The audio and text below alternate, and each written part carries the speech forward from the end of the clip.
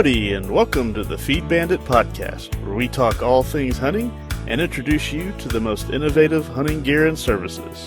Here are your hosts, Jimmy Byrne and Richard Kinchlow. Well, all right, folks, welcome back to the Bandit Podcast. Jimmy here, as usual, along with Richard. What's going on? Hola. Well, I'm here. I'm here. It's what is it? The third week, second week of 2 weeks, 3 weeks, third week of September. Yeah, something around there. I don't know. Yeah. But at the very least, what it is a recording after several outings, yes. if you will, Yes. in the dove field, and yes, or lack thereof. You gave it away. I was going to say, God, it's been absolutely amazing. Yeah. I didn't say which way it was amazing. Right. That's right. Yeah. I've eaten so much dove lately. I'm physically ill to my stomach. Yeah. I tell you what, I have eaten though lately. Just since you bring that up, yeah, the black buck that I had. Oh, yeah. And, man, I love. I mean, I am loving it more and more. You know, it's really okay. How'd you do it? How'd you prepare? Well, last night I did poppers, so I did. Oh God. But I didn't really marinate them, too much. What I did was right before I wrapped them in the bacon and stuff, I put some olive oil, salt and pepper on them, and I mean they were so good. Laura and I finished the entire batch, which I can imagine. Now, did you bake them or? Yeah, I baked on the grill. Well, so what we did was I baked the bacon wrapped ones. Now I had some left over that I ran out of bacon, and I put those skewers on the grill out here. Okay. And what we also did though is we grill what kind? Forget the type of lettuce, but the heart, the long skinny ones, and you put like olive oil, red wine vinegar, and some other stuff on there, and you literally grill the whole thing of lettuce. I don't think I'd ever live to hear the day you actually say red wine vinegar. Yeah, well, it's mixed with good stuff. Oh, okay. All right. I think balsamic, red wine, and olive oil, I think is what it is. Oh, hell yeah. Nice. And oh my God, it's so good. It is absolutely amazing. Now, was it as good as the Axis we had a couple of days ago? Well, no, I'm talking about the lettuce. Now the lettuce. Okay, all right. Which would be a perfect thing for the ranch one night. Oh yeah. Especially as an appetizer or something. You literally just eat it. It's just awesome. Great, yeah, hell yeah. And, I'm always looking for new suggestions. Yeah, right. And the black buck. Yeah, I mean it was every bit as good as that. No question. That's awesome. So, and that's the great thing about the black buck antelope is that they are exotics. So you can shoot them year round. And I'll tell you the other thing, as far as the exotics are concerned in the state of Texas, if you're wanting to get started on exotics and you're on a budget, the black buck antelope is definitely the way to go. Every ranch pretty much, it's got exotics, it's got black buck antelope, and like the antelope doe are typically 300, 350 range, something of that nature, So it's definitely a good spot to start. Of course, you'd need you mean to hunt or to buy to put on your property? Oh, no, to hunt. Sorry. Okay. I was going to say. Yeah, to hunt. You'd need a buck to propagate the species. I bought a bunch of does and they killed them all, and then not getting sexual, even though they didn't think the dinosaurs were in Jurassic Park. Life finds a way. Yes. Dr. Ian Malcolm. That's great. I watched that movie. I drugged my parents to see it, and then so the deal was this is horrible. We went and saw Jurassic Park, and then after that was double feature Sleepless in Seattle. Oh yeah, I mean, did you fall asleep in that one? Kill me! Oh, it was awful. It was awful. My parents were like, "Wow, this is so cool." I remember that's like the beginning of CGI. Yeah, but they even show it to my daughters, and they're like, "Wow, look at that!" I'm like, "Dude, it's still good." Yeah. Oh yeah, it's great. Yeah, great. Timeless. I've never seen Sleepless in Seattle all the way through. I've seen parts of it, but I've never seen. Yeah. I'm gonna be really honest with you. Unless you just have nothing else to do, that's me. I really am not gonna recommend it. Sorry. Yeah, Tom Hanks has probably had better Oh, my God, are you kidding me? Dragnet, greatest movie of all time. Which was on tonight, by the way. Oh, no, was it? Yeah. Oh, God, you know what? I joined it at the beginning when he's talking to Jerry Caesar. Yeah. Brother, I give you booth, broth, anything you want. You can get your hands off my suit. Absolutely. What a great name, Jerry Caesar. Oh, God, Jerry Caesar and Bait Magazine. Oh, look, that's so-and-so, Bait Mate of the Month. I met her. God, I tell you, I don't desire to buy like DVDs because, apparently that's really out, but I need to buy that one because I just, it's a classic, absolute classic. Right. I love it. Okay, anyway. So we diverge. Yeah, no kidding. My God. Which actually, while we're talking about our hunts and everything, yep, I diverged a lot sitting out there by myself because there wasn't entirely a lot to take a look at or to keep my eyes up for. Yes. Not to give away the goose. Yeah, but you had the good view though. Oh yeah, well, that's true. The first hunt, but my view was awful. I got to look at a 6-strand barbed wire fence, and the whole time that we weren't shooting dove, I was thinking about that fence going, can a goat get his head underneath there? Can a goat escape? Because I'm already thinking about next year. Cause I'm like, this sucks. This is miserable, Yeah, folks, unfortunately. Speaking of that, just real quick, sorry to interrupt you, but speaking of that view that I had, you can see that on our Instagram. The Mojo post. Yeah, the Mojo post. So if anyone's interested, Oh, absolutely, it's gorgeous. Yeah, that's half the reason why you hunt. You're out there with your buddies, laughing, having a good time. But more importantly, you're just out there enjoying nature. And I remember our good buddy Trav and I on that first night we were there. And I'm a bird nerd. If you probably didn't figure that one out yet. And we had these bright yellow birds that were landing in a mesquite tree next to us. It's like you don't see that in the city. You don't pay attention to that kind of. I kind of do, but a lot of folks don't. So, those are the kind of things you really got to appreciate, especially when the birds are not flying. But boy, oh boy, has it been a train wreck. And we say it all the time, and I wear it out, but it's just it's bittersweet. The amount of rain we have had in the past 2 weeks has been unbelievable. We'll start at the very beginning, okay? So opening day was on a Tuesday, and my father was at Rancho Bandito while I was working, and he brings some of his friends with him out there, and they go hit the field first, okay? And let's back up a little bit before that. We really hadn't had any measurable rainfall in probably 4 weeks, which guess what? It's August. So that's to be expected. So again, there weren't any puddles. A lot of your tanks and ponds, whatever the hell you want to call them, are drying up. So what does that do? Well, that is going to funnel the birds into certain locations. And that is why it is so important. If you have got a good, solid stock tank or a pond, again, whatever you want to call it, that holds water, okay, and is not too steep, okay, and it's got bare ground right next to where the that kind of levels off to the water, that is going to be an absolute dove magnet. And so here we go. Dad goes and hunts opening day in the field that some sunflowers are coming up, and it's got a telephone pole wire going through it or electrical wire going through it. And guess what? They end up shooting a couple of birds, and they're doing good. It's hot. And again, we haven't had any rain. So these are ideal conditions for dove hunting.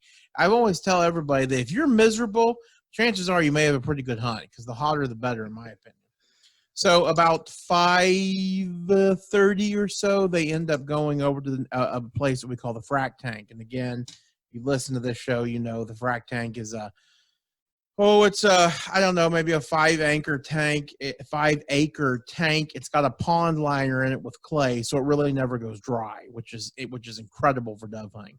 If you look at the slope of the tank, it's and I don't know my degrees because I didn't study geometry, but it's perfect for cattle to get down there. It's very flat. There's not a lot of brush in there, so it's perfect for dove.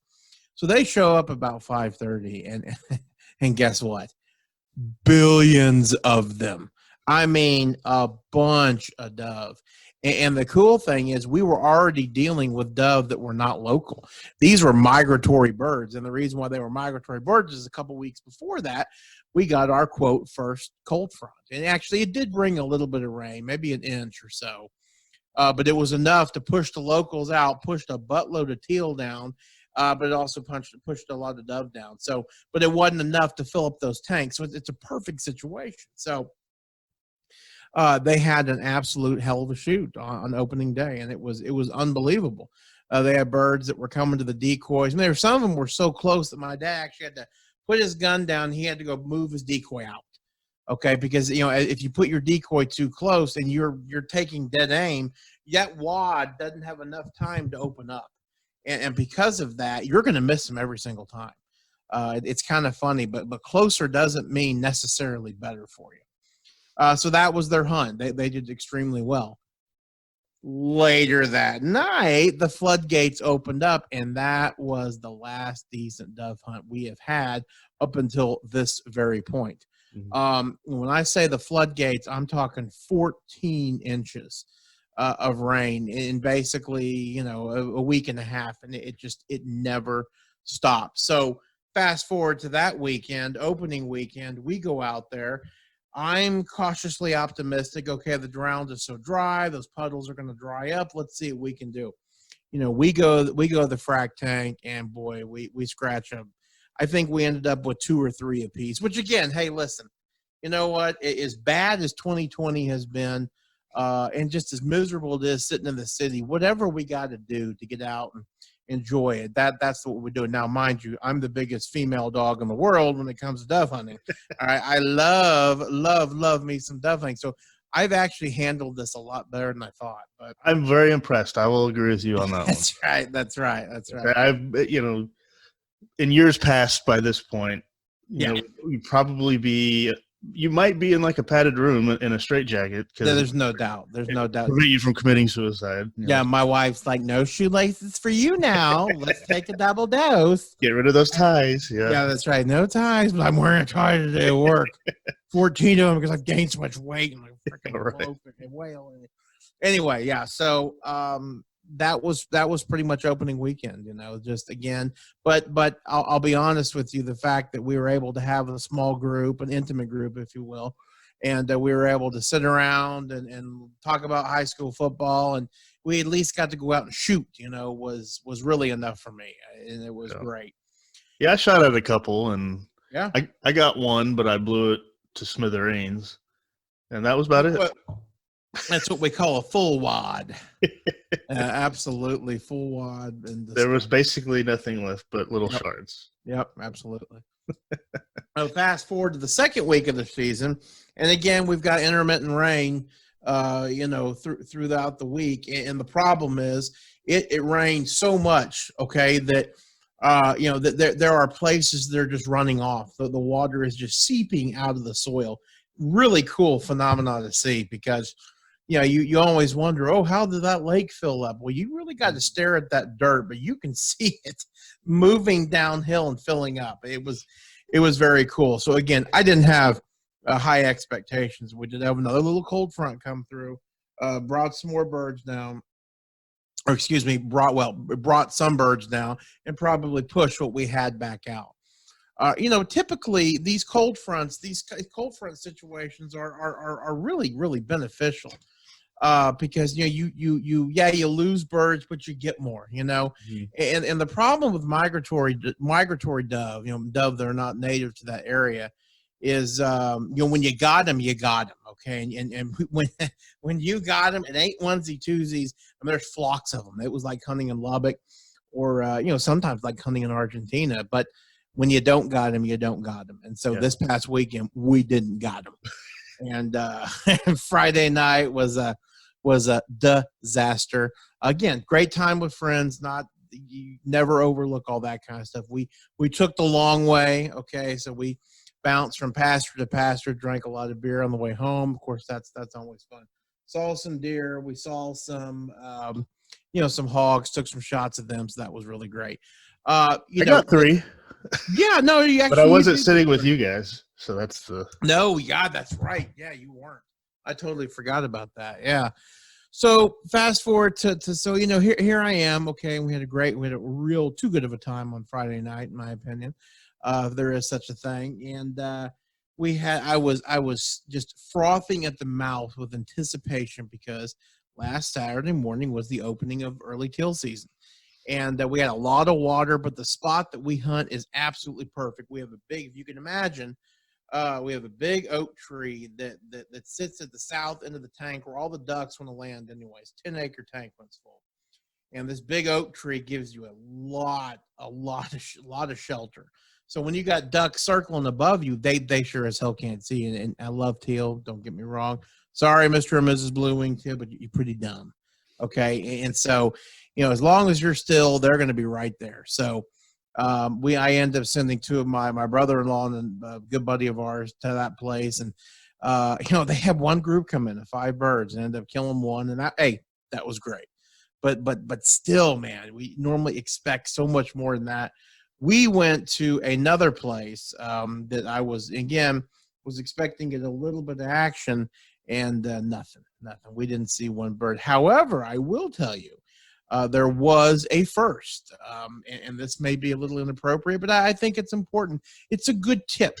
So we're sitting out there, and the sun's coming up, and it's 3 of us. Is our very good friend who just had shoulder surgery. So he even woke up, and he was just sitting out there yakking around with us. We got another one of our good buddies, and he's got his dog. And that good buddy kind of woke up a little bit late, had a little bit of sore head, if you will, right? Well, I didn't necessarily have all the time in the world because I was running a little late to do the necessary things that one needs to do in the morning after having a couple of drinks, a lot of drinks, and a couple of cigars that would make one's hunt extended in the morning. So I didn't have a chance to do that. No time to make a deposit. Yes. So we get out there in the field, and I sit on my stool, and we've got trouble. It sounds like NASCAR firing up their engines, and you know where this is going, okay? And and normally I'm a sport, I'm pretty tough. I can that's not a problem. I can hold this back. This isn't going to be an issue. It was an issue, a very big, horrible issue. So I officially got the award for the first field dump of 2020. It was miserable and all the above. So the tip is you've got to absolutely remember, always bring toilet paper with you because we did not. Especially the older you get. Yes, the older that you get. That's absolutely true. So and it's funny because when I hunt with girls, they have to have it, and I normally have it. Well, I didn't have it, and anyway, grass is your friend. It was a lot of fun. So, boy, that's the way the morning started out. That evening wasn't any better. I think we ended up killing. I killed one, and our other buddy actually shot on his shoulder surgery arm. Didn't hurt, thank God, but he got one. But again, hey, it's great to be out hunting. So glad and so fortunate we're able to do it. It just sucked. And we're not the only ones. A lot of folks in counties to the north and west of us in particular, they're just reporting, dude, we've had torrents of rain, it's killing us. So, I guess the moral of the story, or whatever you want to call it here, is cold fronts are great because they push down new birds, right? Yep. But then they're great up until the point where it just starts raining, and then that kind of destroys everything because I guess those birds want to keep going and they want to avoid that rain. So it's it's like when a cold front's coming, get out there before it starts raining. Absolutely. And that's funny you say that. They actually talk about the best time to hunt migratory birds is a day or so before a big cold front, and especially a big cold front, like because they're all going to be ahead of it. It's kind of what they say.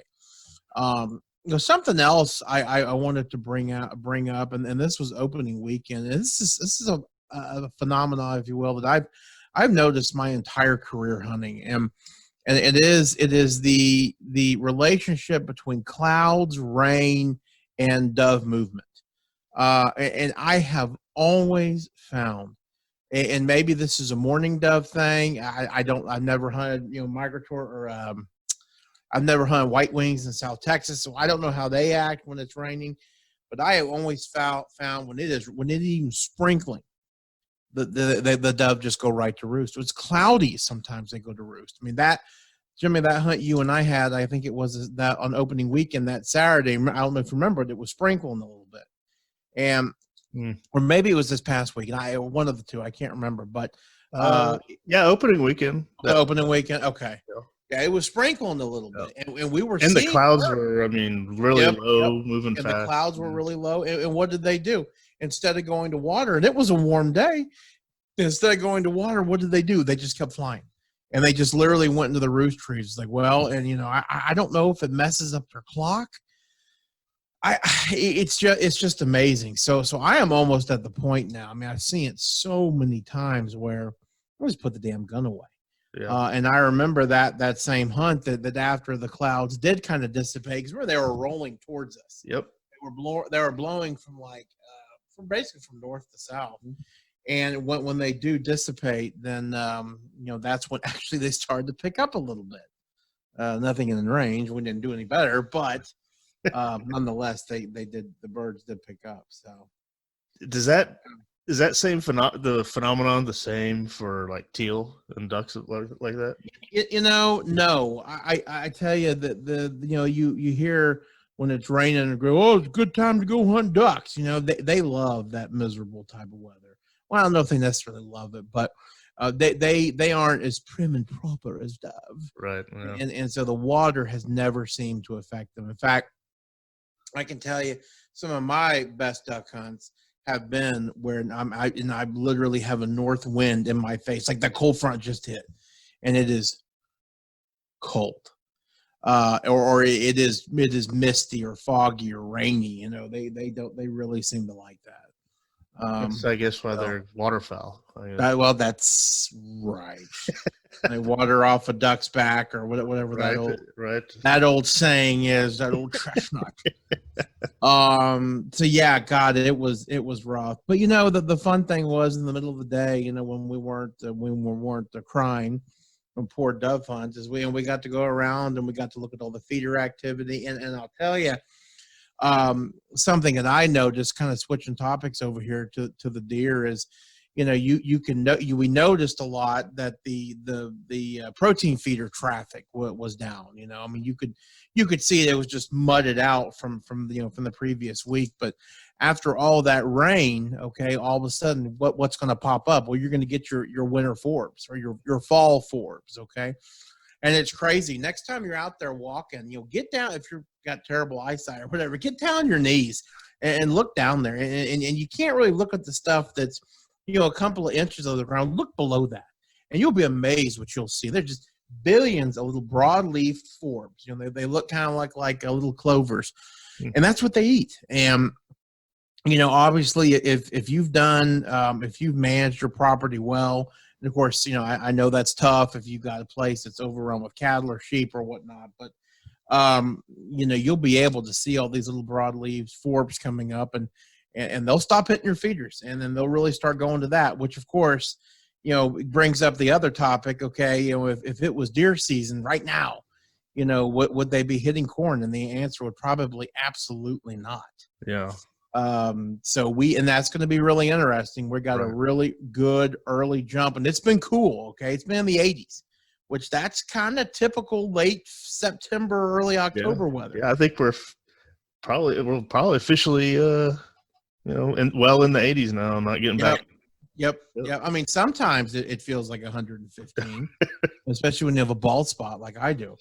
And your daughter's pointed out every day. It makes you feel really good. It makes you want to go to work and work your butt off for those ungrateful little girls. But anyway, so it'll be really interesting to see how all this abundant rain really affects the feeder activity. Mm-hmm. It's funny also, I saw a couple of oak trees that were full of acorns. Now let's not forget last year, literally 2019. I mean, we're talking record acorn crops here. I mean, some old bumper crop. Yeah. Bumper. Bumper. Some old timers that I listened to, or I've talked to before. They've been hunting their entire life. 60, 70 years. They had never seen an acorn crop like this. So will it happen again? I don't know. But it reminds me, how many hogs. We killed like 2 hogs during the deer season because they really weren't hitting the feeders. They were back there pounding the acorns. Right. It'll be interesting to see. That must be the global warming. I don't know. Absolutely, it is. Or is it global cooling? I can't. Yeah. Yeah. Some sort of change of climate. I don't know exactly what. You remember that YouTube clip? He's like, if the world is really getting hotter, why was it so cold last winter? God, that's the bad word. The Earth Day. Yes. More oil on a duck. Drive a Hummer. God have mercy. All right. Well, I mean, hey, it's even though we didn't all limit out every time, it was still fun. Or even get close. Yeah. I think everyone can appreciate you still go out there and have fun with your buddies and stuff. Oh, there's no doubt. And then also, for me, being that we are a landowner and we do kind of control our own destiny. And again, I've always said it, you cannot beat Mother Nature. You can manipulate it as much as you want to, but if Mother Nature wants to win, she's going to win, and she's going to win very hard. But honestly, these past couple of weekends, again, had a great time, but it really makes me motivated to go out there and to try to potentially improve things for dove. Yep. Of course, the one thing is migratory birds, you can't plant for them. So you got to do other things that that help attract doves. So and there's a lot of stuff that you can do. So well, maybe we can get into some of that next time. Yeah. We'll throw some ideas out there and absolutely talk to pros and cons of preparing for dove. Yeah, well, that's funny, and I'll save the story. But I know of some guys, and don't know them personally, of course, but know of some guys in West Texas that didn't have any water. I think they were like in Pecos or something like that. I mean, they were out there in West Texas. They didn't have any water, and so they had an idea, and I'll cover it next time we talk, because I want to give it away, but. It worked like a charm, which is so funny. All right, keeping us on the edge of our seats. Yeah, you could probably guess. It was funny, but it's like, man, you're really gonna try that? And sure as hell, it worked like a freaking charm. Yeah. Well, I think I could speak for all of our listeners and say, hey, guess we got to tune in next week. Absolutely. For sure. Yep. Well, you got anything else on this one? I really don't. No, not at all. I'd say I'd like to hear from other people, like how their hunts have gone so far, and let us know where you are, because it'd be interesting to hear different areas of the state and how the hunts have been going. Straight from our listeners' mouths, if you will. Absolutely, yeah. And I hope everybody, opening weekend, really these last 2 weekends are really the prime dove hunting times for a lot of people. But, you bow hunters out there, I know that, your season opens up, I think it's like October 1 or like something like that. So, I hope that you are out there probably getting your corn feeders ready, getting your setups ready. And I hope you really stop by those local feed stores, wherever you may be, Oklahoma, Texas, wherever it may be. I know that the feed stores here in Texas that we follow, they were really out there, pushing deer corn and trying to get y'all's business. And I can tell you this much, Jimmy and I were doing everything we could on social media to help them, because that is absolutely so important, and actually we had one feed store kind of I think it was from near the Waco area that actually kind of used one of our typical sayings. They basically said, skip the big box retailer and shop at your local feed store. I'm like, yes, that's mine. You can use it, no problem. I share, Yeah, absolutely. Yep. Yeah, just to put a bow on that, just to remind everybody out there, one of the main reasons we do Feed Bandit and our passion, really, and the thing that kind of drives us is working towards, the preservation of the treasure that's the small town hunting culture.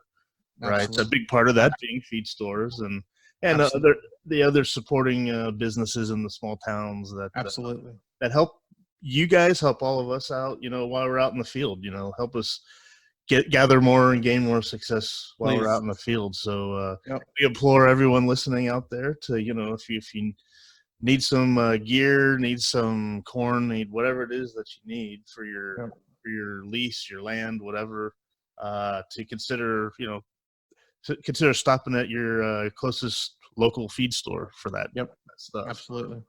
Instead of, Walmart. They don't need the money. They help the other folks out. So yes, they got plenty. Yeah. And mind you, Jimmy and I are crazy capitalists. Okay, so we're not whatever. No, it's just all you're doing is supporting competition, and competition is good. That's for right. consumers. So it's that's right. You don't want Walmart to be the only place to go for deer corn at some point in the future. That's the way it is in Mother Russia. Or what's another communist? I guess, is Russia communist anymore? No, China. No, China's communist. China's communist in name, I guess, but right. They make good food though. Hot damn. I love it. Man, I love me some Chinese food. Yes, sir. On that note, everyone out there, thanks again for listening. We really appreciate it. Let us know what you think about the podcast so far. I mean, shoot us an email. Please. howdy@feedbandit.com. Also, if there's any subject matter or any questions someone may have out there and you'd like to get our take on it, get our opinion, again, send us a voicemail. You can do that via the website. Just go to feedbandit.com, go to the podcast there, and you can record a voicemail, send it to us, or shoot us an email, howdy@feedbandit.com. Let us know. We'd really appreciate it. So that's your homework. Until next time, thanks for listening, and we look forward to seeing you on the next one. Take care. Thanks for listening to the Feed Bandit Podcast. If you like what we discuss on the show, be sure to sign up to our email list to get even more killer hunting ideas, tips, tricks, and exclusive deals on innovative hunting gear and services delivered straight to your inbox. Sign up over at feedbandit.com or simply by texting the word bandit to 33777. See you on the next one. And remember, support your local feed store.